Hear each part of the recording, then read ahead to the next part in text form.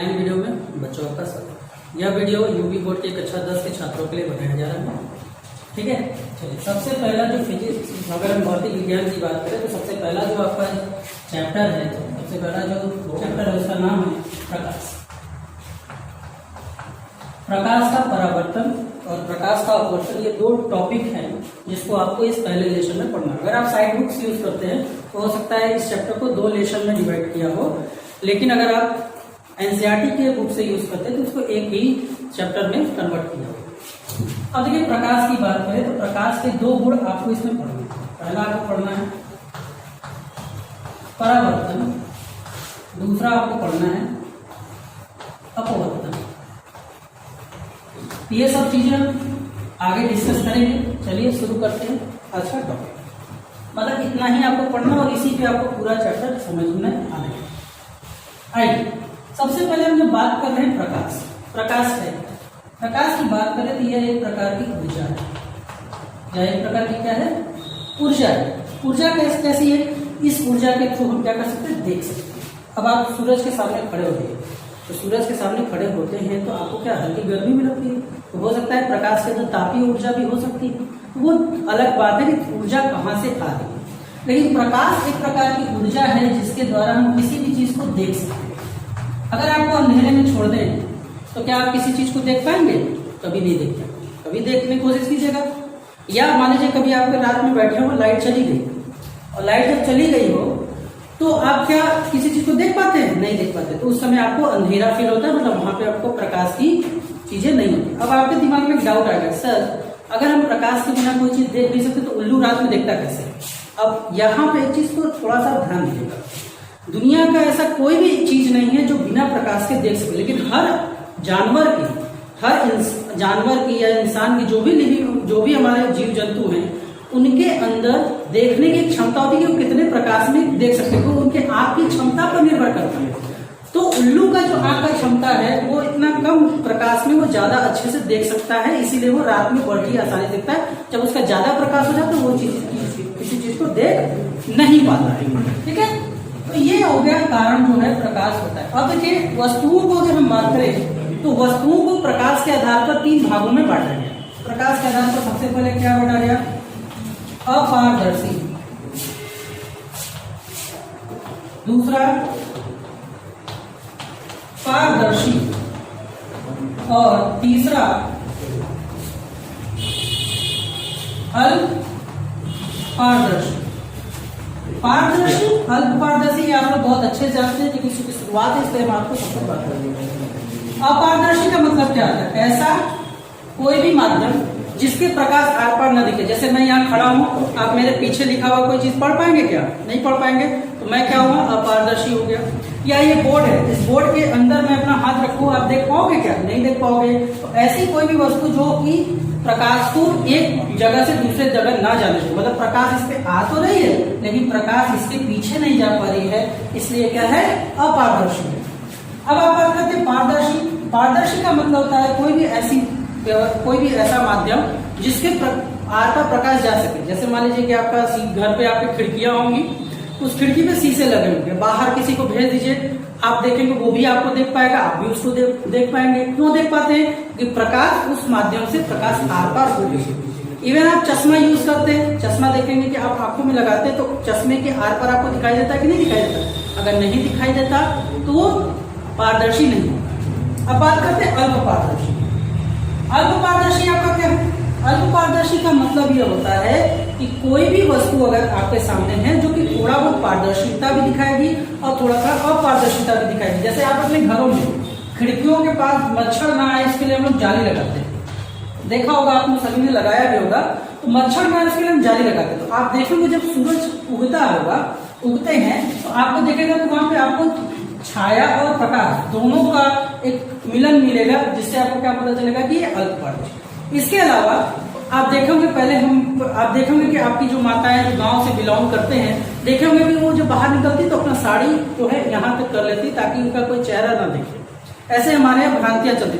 मैं ये सोचता था कि यार अगर वो चेहरा ढक लेंगे तो वो दिखाई कैसे देगा। तो मैंने एक दिन कोशिश किया, ये चेहरे को ऐसे लिया और सामने रखा, तो मैंने देखा कि मैं देख पा रहा हूँ लेकिन उतने क्लियर से देख नहीं पर, मतलब आपके पास कोई साड़ी का कपड़ा है, उसको अगर आप पास से देखेंगे तो उसके आर पार आप देख सकते हैं। तो ये सब चीजें क्या होगी, अल्पपारदर्शी चीजें होंगी। तो ये आपने समझा प्रकाश क्या होता है, प्रकाश के बारे में आपने समझा प्रकाश एक ऊर्जा है और प्रकाश के आधार पर वस्तु को 3 भागों में बांटा गया है। ये हमारी कुछ बेसिक बातें थी जिसको हम लोग ने समझा। अब जो आपके पास जो लेसन में जो मेन टॉपिक है उसका नाम है क्या है, परावर्तन। क्या नाम है, परावर्तन। अब परावर्तन क्या होता है, पहले तो आप परावर्तन शब्द का मतलब समझिए, फिर उसके आगे हम जोड़ देंगे प्रकाश का परावर्तन हो जाएगा। परावर्तन का मतलब क्या होता है, जैसे बॉल ले लीजिए और दीवार में खींच कर मारिए, अगर आप उसको दीवार में खींच कर मारेंगे तो दीवार से जो प्रकाश होगा वो लड़ेगा और वापस आ जाएगा। परावर्तन का मतलब होता है किसी चीज का लड़ना और फिर उसको वापस आ जाना। जैसे यहाँ पे अगर आपका ये वस्तु है, आप यहाँ पे बॉल को फेंकोगे तो बॉल जिस एंगल पे आप फेंकोगे ऐसे हिट करेगा और फिर इधर आ जाएगा, आएगा कि नहीं आएगा, आप दीवार पे फेंक कर देख लेना। तो इसका मतलब अब इसी को हम बॉल ना मानकर अब इसको हम कर दे प्रकाश, इसको हम क्या कर दे, प्रकाश कर दे। अगर हम इसको प्रकाश कर देंगे तो अब ये बॉल नहीं है, प्रकाश है और किसी सतह पर टकराएगी तो वो आपको दिखाई देगी। अब एक चीज हमेशा देखिए, अगर ये आपको बोर्ड ग्रीन दिख रहा है तो इसके पीछे रीजन है कि प्रकाश इसमें से पड़कर आपको आपके आंखों में पड़ा तभी आप देख पा रहे हो। तो परावर्तन जो है वो एक चीज होती है जिसके द्वारा जब प्रकाश किसी भी अपारदर्शी माध्यम पे गिरता है, अपारदर्शी माध्यम कहने का मतलब ये नहीं कि उस पर और किसी पे काम नहीं करे, काम करता है, लेकिन अपारदर्शी माध्यम में पूर्ण परावर्तन होता है, पूर्ण रूप से परावर्तन होता है, वो गिरता है और अपने माध्यम में बाहर आ जाता है। अब चलिए इसका एक एग्जाम्पल देखते हैं। आप अपने घरों में देखे होंगे, रात में सोते समय आप अपने कमरे की लाइट, आंगन में लाइट जल रही है और कमरे की लाइट आपकी बंद होगी, तो आप देखेंगे कि कमरे की लाइट के कारण जो आपका बरामदा में जो लाइट आपका जल रहा है, उस बरामदे में लाइट के कारण आपके कमरे में भी हल्की रोशनी आपको दिखाई देगी। ठीक है, समझ में आ रहा है। अब देखिए दूसरा चीज देखिए, दिन में आप अच्छा देखते हैं, दिन में आप अपने कमरे में बैठते हैं और आपको सब कुछ दिखाई देता है। कैसे दिखाई देता है भाई, दिन में आपको सब कुछ कैसे दिखाई देता है, रात में आपको बल्ब देना पड़ता है लेकिन दिन में आपको बल्ब नहीं देना पड़ता है। क्या सूरज बाबा सीधे डायरेक्ट आपके कमरे में एंट्री करते हैं, सूरज बाबा का जो लाइट है वो डायरेक्ट आपके कमरे में एंट्री करता है, कभी नहीं। होता क्या है कि देखिए, जब प्रकाश सूर्य का निकलता है तो आपके अगल बगल बहुत सारी बिल्डिंगें होंगी, बहुत सारी चीजें होंगी, उससे प्रकाश टकराकर उसका प्रकाश आपके घर में आता है, तभी आप दिन में देख पाते हैं। अगर दिन में अगर ऐसा नहीं होता तो नहीं देख पाते। अगर मान लीजिए चंद्रमा के पास भी अगर इतना पावरफुल होता तो वो भी आपको इसी तरह दिन की जैसा रोशनी देता है। अब बात करते हैं चंद्रमा की। पृथ्वी पर अगर सबसे बड़ा कोई एग्जाम्पल है परावर्तन का तो वो है आपका चंद्रमा और सूर्य का। ये आपका पृथ्वी है, ये आपका पृथ्वी है, ये आपका सूर्य है, ये आपका पृथ्वी है, ये आपका सूर्य है और यहाँ से लाइटें निकल रही है, यहाँ से जो है प्रकाश निकल रहा है। अब चंद्रमा में लाइट प्रकाश जो इस पर डायरेक्ट पड़ता है, देखिए ये प्रकाश इसे पड़ा, फिर वो प्रकाश परावर्तित होकर हमारे पृथ्वी पर आता है। जितने हिस्से तक सूर्य का प्रकाश इस चंद्रमा में पड़कर पृथ्वी पर परावर्तित होता है उतना ही हिस्सा हमें उस चंद्रमा का दिखाई देता है। तो हम कहते हैं आज चंद्रमा छोटा है, आज चंद्रमा बड़ा है।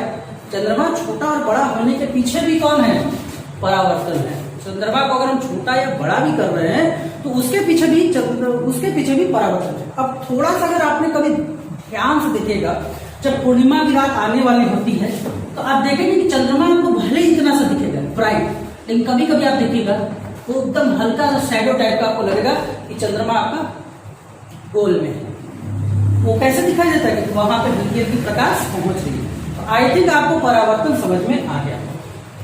अब परावर्तन का नियम समझ। अब देखिए एक बात हमेशा देखिए, बच्चे बहुत कंफ्यूज होते हैं। परावर्तन का नियम और परावर्तन की व्याख्या दो अलग चीजें हैं। अगर आपसे परावर्तन क्या होता है तो ये आप बोलेंगे कि जब प्रकाश किसी माध्यम पर टकराकर अगर उसी माध्यम में वापस आ जाती है तो उसे हम बोलते हैं प्रकाश का परावर्तन। नियम और व्याख्या दो अलग बातें हैं, इसलिए कभी भी कंफ्यूज मत होइएगा, अच्छे से याद करिएगा। अब परावर्तन के नियम की बात करें, अगर हम नियम की बात करते हैं तो नियम इसमें दो नियम है। पहला है समांतर और दूसरा है एंगल आई बराबर एंगल आर। अब ये क्या होता है समझने का प्रयास कीजिए। ये मान लीजिए आपका कोई दर्पण हमने लिया, दर्पण इसलिए ले रहे हैं कि दर्पण में प्रकाश का परावर्तन आपको बहुत अच्छे से दिखाई देगा। दर्पण में प्रकाश का परावर्तन आपको बहुत अच्छे से दिखाई देगा। अब मान लीजिए कोई लाइट इस पे एंटर कर रही है, ठीक, लाइट इस पे एंटर कर रही है। ये लाइट आपका कौन सा आपतित किरण हो गया, कौन सा किरण हो गया, आपतित किरण। आपतित किरण करने का मतलब क्या है, जो किरण आ रही हो, इसको इंग्लिश में हम लोग इंसिडेंट रे बोलते हैं। अब ये प्रकाश जब इस पर टकराएगी तो प्रकाश आपका ऐसे आएगा। अगर आप इसको देखना चाहते हो तो अपने घरों में क्या करो, जो आपके घर में शीशा है उस शीशे को लो और ऐसे टॉर्च जला देना, और टॉर्च जलाओगे प्रकाश ऐसे आपको लगेगा और उसके देखोगे कि आपको प्रकाश ऐसे निकलते हुए दिखेगा। ट्राई कर सकते हो घर पर, जमीन ऐसे एक ऐसे जमीन रखना, मेज पर, ये आपका शीशा हो जाएगा, ये चौक मान लीजिए मेरा प्रकाश है, ऐसे आप जो इसको डालोगे प्रकाश इसमें लड़कर ऐसे आपको दिखेगा, अगर आप देखना चाहते हो। ठीक, तो ये आपका हो गया आपतित किरण। और आपतित किरण से जब ये निकला, ये कौन सा किरण हो गया, परावर्तित किरण। कौन सा किरण हो गया, परावर्तित किरण। अब बात आता है, ये जो सतह है हमारा, सतह के ठीक 90 डिग्री पर एक लाइन खींच दीजिए जहां पे ये दोनों टच कर रहे हैं, इसको हम लोग बोलते हैं अभिलंब। इसको हम लोग क्या बोलते हैं, अभिलंब। ठीक, अब अभिलंब आपने मतलब अभिलंब क्या, ये ध्यान दीजिए, अभिलंब इसके नहीं, अभिलंब सतह के 90 डिग्री पर होता है, बट सतह के साथ वो क्या होता है, समकोण पर होता है। अब इन दोनों के बीच में जो एंगल क्रिएट होता है, आपतित किरण और अभिलंब, इन दोनों के बीच के कोण को हम लोग बोलते हैं आई, और परावर्तित किरण और अभिलंब के बीच में जो कोण बनता है उसको हम लोग बोलते हैं आ। अब चलिए, ये आपका हो गया परावर्तन के नियम की व्याख्या के लिए बनाया गया फिगर। अब आते हैं समान तल का मतलब क्या है। आपको वीडियो के नीचे लिखा हुआ मिल जाएगा, देखिए ध्यान से। आपतित किरण, परावर्तित किरण और अभिलंब तीनों एक ही तल पर पाए जाते हैं। अब तल का तात्पर्य क्या है, अगर प्रकाश इस बोर्ड को छूते हुए आ रही है, अगर कोई भी प्रकाश इस बोर्ड को छूते हुए आ रही है, निकलते समय भी इस बोर्ड को छूकर ही निकलेगी। ऐसा नहीं है प्रकाश इस बोर्ड पे आ रही है, निकलते समय इसके पीछे से चल जाएगा, ऐसा नहीं होगा। जैसे मान लीजिए, फिर से समझने का प्रयास कीजिए। जैसे मान लीजिए प्रकाश आपका ऐसे आ रहा है, प्रकाश आपका ऐसे आ रहा है, और प्रकाश अगर इसी तल पर है तो परावर्तन के बाद भी इसी तल से निकलेगा। ऐसा नहीं कि परावर्तन के बाद पीछे से निकल जाएगा, तल एक होता है। ठीक है, आपतित किरण, परावर्तित किरण, अभिलंब, तीनों का जो तल होता है वो क्या होता है, समान तल होता है। कभी भी इन दोनों तीनों के बीच में तल अलग अलग नहीं होगा। अब आता है ये एंगल आई बराबर एंगल आई। एंगल आई बराबर एंगल आई मतलब जिस कोण से आपका प्रकाश, जिस कोण से आपका प्रकाश क्या होगा, इंसिडेंट करेगा, मतलब आपतित होगा, उसी कोण से वो परावर्तित भी होगा। मतलब कि अगर इधर मान लीजिए आपतित का कोण 30 है तो परावर्तन का कोण भी 30 ही होगा। अगर इसका 70 है तो इसका भी 70 होगा। समझना? तो आपतित किरण और परावर्तित किरण का मान सेम होगा। अब देखिए परावर्तन के प्रकार, ठीक है, ये आपको समझ में आ गया, इसको मिलेस करें, नोट कर लीजिएगा। अब आइए, अब आते हैं परावर्तन के प्रकार। परावर्तन के प्रकार दो प्रकार के ऐसे हैं। पहला है सामान्य परावर्तन और दूसरा है जो हमें अपने घरों में देखने को मिलता है। अब परावर्तन में दो बातों का ध्यान देना, जो सतह होना चाहिए एकदम चिकना होना चाहिए। जितना चिकना होगा उसका परावर्तन उतना अच्छा होगा, और जितना उसका चिकनापन कम होगा उसका परावर्तन उतना कम होगा। जैसे कि आपको ये बोर्ड देखे, छूने में आपको लग रहा होगा चिकना है, लेकिन जब हम इसको माइक्रोस्कोप से देखें तो इसका सतह आपको ऐसे दिखेगा। ठीक, तो होता क्या है कि आपका जब प्रकाश मान लीजिए रफ सरफेस से पड़ता है, मतलब कि जो चिकना नहीं है, मान लीजिए सरफेस ऐसे है, ठीक, अब वो प्रकाश आया, देखिए तीन पैरेलल, तीन समांतर प्रकाश हम भेज रहे हैं।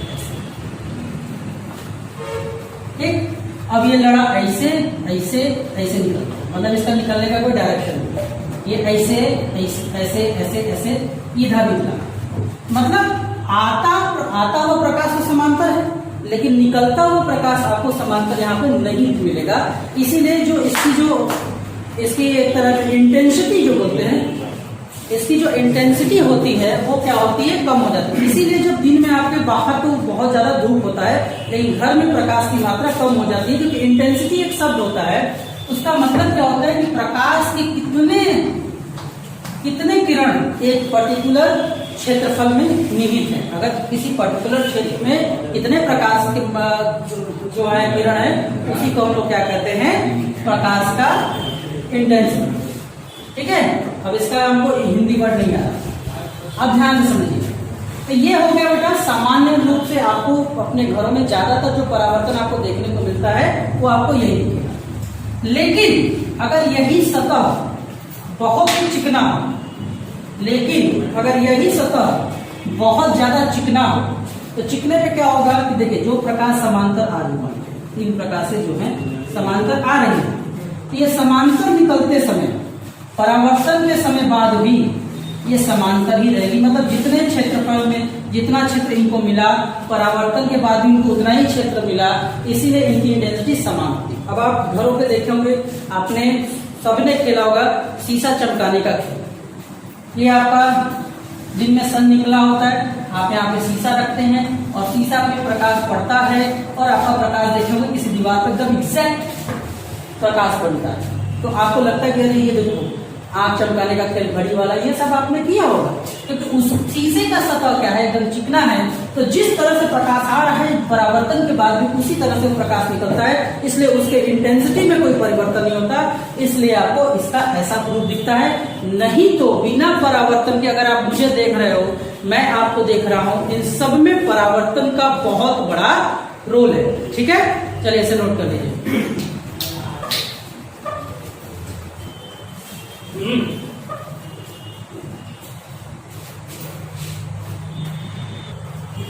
ठीक है, तो आई थिंक आप सभी को परावर्तन का जो शाब्दिक शब्द था वो आपको कंप्लीट हो गया। अगर हम आपसे एक प्रश्न करें कि परावर्तन किस माध्यम में सबसे ज्यादा होगा, तो आप क्या आंसर देंगे? परावर्तन का सबसे अच्छा माध्यम क्या होगा? आपका अपारदर्शी माध्यम। ठीक है, अपारदर्शी माध्यम क्यों बोल रहे हैं? क्योंकि अगर प्रकाश इसमें जाएगा, अगर प्रकाश पार कर जाएगा, तो फिर परावर्तन का कोई गुण ही नहीं दिख रहा है। ठीक है, एक बात हमेशा याद रखिए, अगर आपको कोई चीज दिखाई दे रहा है तो उसके पीछे तथ्य क्या है? परावर्तन। अब आपको इसको हम एक हल्का सा एग्जांपल देते हैं।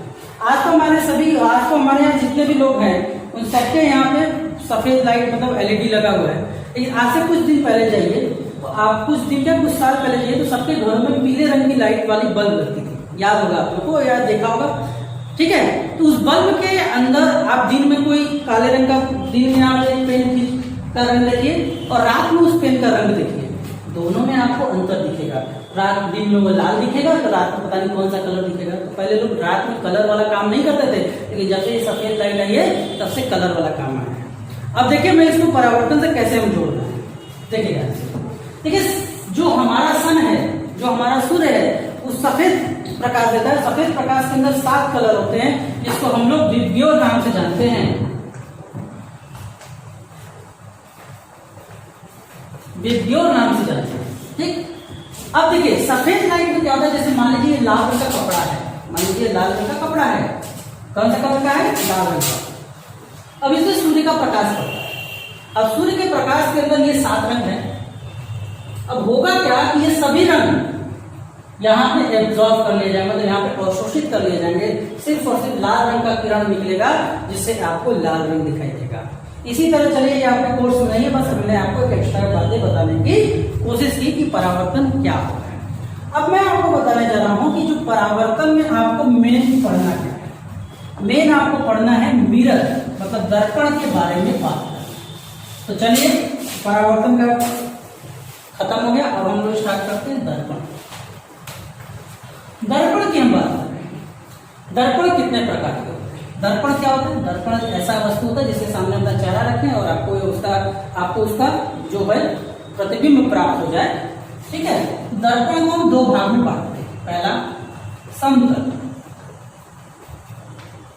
और दूसरा गोली। ठीक है, दूसरा गोली। अब ये गोली 2 प्रकार, कौन कौन सा? अवतल और दूसरा उत्तर। इनके प्रकार दो हैं दर्पण के दो प्रकार, समतल गोलीय, और गोलीय दर्पण के दो प्रकार, अवतल और उत्तल। चलिए, समतल का मतलब क्या होता है? समतल का मतलब आप समझ रहे होंगे, एकदम सीधा, कहीं से भी थोड़ा सा भी मुड़ापन नहीं होना चाहिए। अगर कहीं से भी मुड़ गया तो वो दर्पण समतल दर्पण नहीं कहा जाएगा। लेकिन अगर इसको हम फिजिक्स के लैंग्वेज में बोले, मतलब भौतिक विज्ञान के भाषा में बोले, तो समतल दर्पण एक ऐसा दर्पण होता है जिसका फोकस कहाँ होता है? अनंत पर होता है, अनंत पर। ठीक, फोकस, या अब ये फोकस क्या होता है, तभी जब हम आपको ये दर्पण अवतल और उत्तल दर्पण के बारे में बढ़ाएंगे तब आप लोगों को समझ में आएगा कि फोकस क्या होता है। समझ में? तो समतल दर्पण एक ऐसा दर्पण होता है जिसका फोकस कहाँ मौजूद होता है? अनंत पर होता है। इसके अलावा हमको कैसे पता चलेगा ये समतल दर्पण है? समतल दर्पण की एक और पहचान है। जैसे आप समतल दर्पण के सामने आप, जैसे ये ऑब्जेक्ट, ये आपका वस्तु खड़ा है, तो जितना बड़ा है उतना ही बड़ा इमेज बनेगा, जितना दूर आप दिख रहे उतना ही दूर बनेगा, इसमें कोई भी अंतर नहीं आएगा। अगर अंतर आएगा तो वो दर्पण अवतल होंगे और उत्तल। ठीक, तो समझ में आ गया होगा आपको समतल दर्पण के बारे में। अब बात करते हैं गोलीय दर्पण। गोलीय दर्पण का मतलब कोई ऐसा दर्पण जो गोले से बना। अब गोलीय दर्पण में पूरा गोला तो होगा नहीं, इस गोले को काट दीजिए, इस गोले को काट दीजिए, एक इधर से काट दीजिए, एक इधर से काट दिया, मतलब इसके गोल के जैसा है। गोली मतलब उसका सतह जो है गोल शेप में है। ठीक, अब इसमें क्या करते हैं, हम पेंट करते हैं। आप देखे होंगे दर्पण के पीछे की तरफ हमने ये ऐसे जो डाला है, इसका क्या मतलब है कि ये जो है डाला है, इसके लिए हम क्या करेंगे, जो डाला है तो इसके पीछे हम कलई करते हैं, सिल्वर नाइट्रेट से हम कलेक्ट करते हैं। पीछे आपको भी शीशा देखेंगे, उसके पीछे आपको हल्के रेड येलो के बीच में आपको होता है। अब इसमें कलई का अंतर है। अगर आपने ये लिया और कलई आप बाहर की तरफ कर दीजिए, कलई क्या कर दीजिए, बाहर की तरफ कर दीजिए, तो ये दर्पण अवतल दर्पण बन जाएगा। और इसी को लीजिए, इसी से को फिर से लेते हैं और इसी में अगर कलई अंदर की तरफ कर दें तो इसको हम लोग बोलते हैं अवतल, जिसका तल अंदर हो, तल मतलब जिधर से प्रकाश का परावर्तन होगा। उत्तल, जिसका तल बाहर की हो। ठीक है, समझ में आया? अब मैं आपको बताता हूं दर्पण के अंदर के कुछ चीजों को जो कि आपको याद करना होगा, तभी जाकर आप आगे के टॉपिक को समझ पाओगे। तो ये आपका हो गया, इसे नोट कर लीजिएगा। चलिए, अब मैं आपको दर्पण के भाग बताने। दर्पण का जो कोई भी चीज अगर हम डिफाइन करते हैं, कोई भी चीज परिभाषित करते हैं, तो उसमें कौन कौन सी चीजों की मौजूदगी होती है। तो चलिए हम सिंपल सा एक दर्पण लेते हैं, उत्तल दर्पण। उत्तल दर्पण के अंदर हमने ये अपना लिया और यहाँ पर ये सीधी सी लाइन खींची। ये लाइन है क्या? इस लाइन को हम लोग बोलते हैं बेटा मुख्य अक्ष। क्या बोलते हैं हम इसको? मुख्य अक्ष। ठीक, मुख्य अक्ष। अब दर्पण मुख्य अक्ष है क्या? मुख्य अक्ष को समझने से पहले आपको कुछ और चीजों को समझना पड़ेगा जिससे आपको बहुत अच्छे समझ में आएगा। चलिए मैं बता देता हूं ऐसे सिंपली में। मुख्य अक्ष एक ऐसी इमेजिनरी, मतलब ऐसी काल्पनिक रेखा है जो कि क्या होती है, दर्पण में पाई जाती है। ठीक, अभी इसको अच्छे से डिफाइन करेंगे, जब कुछ टर्म बता देंगे तब समझ में आएगा। तो ऐसा नहीं है, इन्हें काल्पनिक क्यों बोला? आप ऐसे शीशा लेकर आइए, उसके साथ एक डंडी लगा मिलता है क्या? मिला है आपको? कभी नहीं मिला होगा। आप डंडी उठाकर देख लीजिए, डंडी नहीं होगा। ये काल्पनिक रेखा इसमें माना जाता है। क्यों काल्पनिक? अब इसमें दो चीजें होती है, इसमें कई सारी चीजें। पहला होता है इसमें सी को हम लोग बोलते हैं वक्रता त्रिज्या, वक्रता त्रिज्या। और इसको हम लोग बोलते हैं पी, जहां पे मुख्य जिसको छुआ है इसको हम लोग बोलते हैं पोल, और इंग्लिश में पोल और हिंदी में ध्रुव, हिंदी में ध्रुव। तो वक्रता त्रिज्या आपने समझा कि वक्रता त्रिज्या क्या होती है? ध्रुव होता है। ध्रुव और वक्रता त्रिज्या के ठीक बीच में एक और बिंदु पाया जाता है। इस बिंदु को हम लोग बोलते हैं फोकस बिंदु। क्या बोलते हैं? फोकस बिंदु। अब आते हैं मुख्य अक्ष के बारे में। मुख्य अक्ष ऐसी काल्पनिक रेखा है जिस रेखा के अंतर्गत ध्रुव, फोकस, वक्रता के अगर तीनों आ जाएं एक मुख एक ऐसी काल्पनिक रेखा है जिस रेखा के अंदर वक्रता त्रिज्या, फोकस बिंदु और ध्रुव तीनों आ जाए, ऐसी काल्पनिक रेखा को हम लोग मुख्य अक्ष के नाम से जानते हैं। अब ये वक्रता त्रिज्या है, इसको थोड़ा सा समझने के, मान लीजिए ये हमारा कोई गोला है, गोला, इस गोले की अपनी त्रिज्या होगी, अगर हम इसको यहां से इतना काट देंगे तो क्या इस सतह की त्रिज्या बदल जाएगी? ध्यान समझिएगा, बहुत वक्रता त्रिज्या बहुत कंफ्यूजिंग होता है, बच्चे जल्दी समझ नहीं पाते हैं। वक्रता त्रिज्या, इस गोले की त्रिज्या बदलेगी नहीं, ये गोले का कटा हुआ भाग, क्या इसकी त्रिज्या बदल जाएगी? नहीं, इसी त्रिज्या को हम लोग वक्रता त्रिज्या कहते हैं। फिर से एक बार समझिए, ये आपका गोला है, गोले की अपनी खुद की त्रिज्या होगी, उस अगर आपको गोली दर्पण बनाना तो आपको गोले को काटना पड़ेगा, काट लिया, इसकी अपनी खुद की त्रिज्या बन गई, इसी त्रिज्या को हम लोग वक्रता त्रिज्या कहते हैं। इसको लिखेंगे कैसे? वक्रता त्रिज्या, किसी गोलीय दर्पण की वक्रता त्रिज्या वह त्रिज्या है जो उस गोले से काटा गया। मतलब लिखने का लैंग्वेज आपको थोड़ा सा बहुत कॉम्प्लिकेटेड लगा, बस इतना समझिए, वक्रता त्रिज्या क्या है?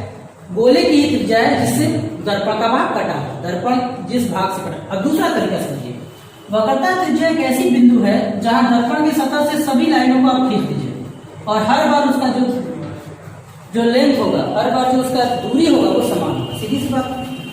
इसके अलावा एक और इसकी परिभाषा है, वो हम अभी नहीं बताएंगे, जब हम आपको प्रकाश का प्रकीर्णन समझाएंगे, जब हम आपको इमेज बनाना सिखाएंगे, मतलब प्रतिबिंब बनाना सिखाएंगे, तब समझाएंगे कि वक्रता त्रिज्या का एक और परिभाषा क्या है, क्योंकि अभी बताएंगे आपको समझ में नहीं आएगा।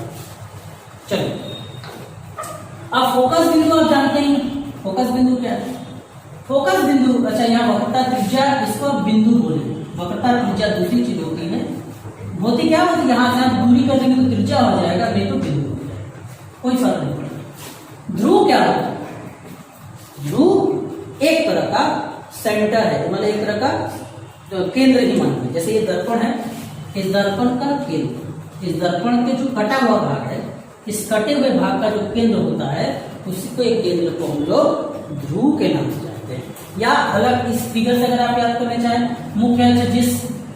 मुख्य अक्ष जिस बिंदु पे इसको काट रही है, उसको आप लोग फोकस मतलब ध्रुव बोल सकते हैं। ये ध्रुव का जो एग्जैक्ट डेफिनेशन है, मतलब इसे जो सही में जो उसका परिभाषा है वो ये है कि जो दर्पण आपने काटा है, उस दर्पण के अंदर मौजूद जो केंद्र होता है, इसको हम लोग ध्रुव के नाम से जानते हैं।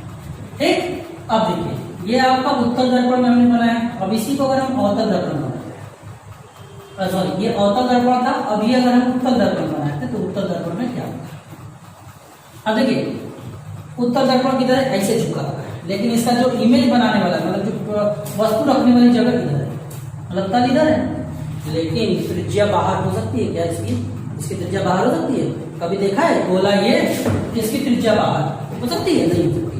तो इसमें क्या होता है? वक्रता त्रिज्या अंदर की तरफ होगी। ये बहुत जरूरी चीज है, अगर आप इसको नहीं समझेंगे तो पूरा इसका जो हम लोग जो आंतरिक वैल्यू निकालते हैं, न्यूमेरिकल कराएंगे, उसमें आपको समझ में आएगा कि ये बहुत कॉन्सेप्ट की चीज है। ये बहुत लोग बताते ही नहीं है, क्यों नहीं बताते? अरे छोड़ो, हो जाएगा। लेकिन यहाँ पे जब नहीं आता है तो आपको जब चिन्ह बदलने का गुण आएगा तो वहां पर आप सब भूल जाओगे, कहा था इसका प्लस इसका, ये याद रखना बहुत जरूरी है। तो इसका जो वक्रता त्रिज्या होगा वो कहाँ होगा? अंदर की ओर होगा, और फिर ये तो ध्रुव है ही है, और इसके बीच में फोकस होगा। ठीक है, तो आज के लिए इतना ही। नेक्स्ट वीडियो में हम लोग मिलेंगे प्रतिबिंब, गोलीय दर्पण पर प्रतिबिंब किस तरह बनाया जाता है। Thank you.